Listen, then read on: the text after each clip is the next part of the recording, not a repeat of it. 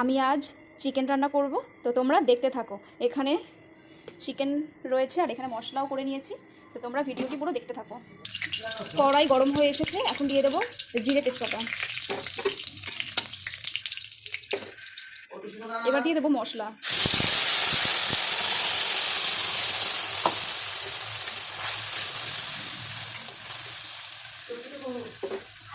মশলার মধ্যে পরিমাণ মতো লবণ আর দিয়ে দেবো হলুদ।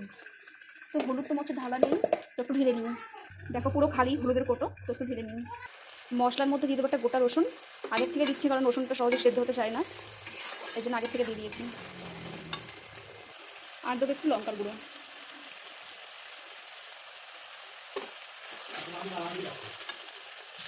মশলা কষানো হয়ে গেছে, এখন চিকেনগুলো দিয়ে দেবো।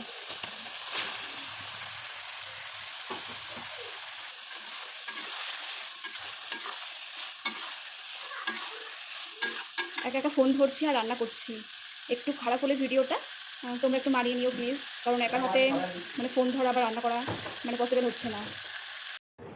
একটু নাড়িয়ে চাড়িয়ে ভালো করে কষিয়ে নেব, কারণ যত বেশি কষাবো তত বেশি টেস্ট আসবে। দেখো কত সুন্দর হয়েছে, কালারটাও দারুণ এসেছে আর কষানোও হয়ে এসেছে। এখন পরিমাণ মতো জল দিয়ে দিচ্ছি। জল দেওয়ার পরে একটু ঢেকে দিয়েছি। দেখো কত সুন্দর টকবক করে ফুটছে। আর এখন গরম মশলা দিয়ে নামিয়ে নেব। কেমন হয়েছে কমেন্টে জানাও। টাটা।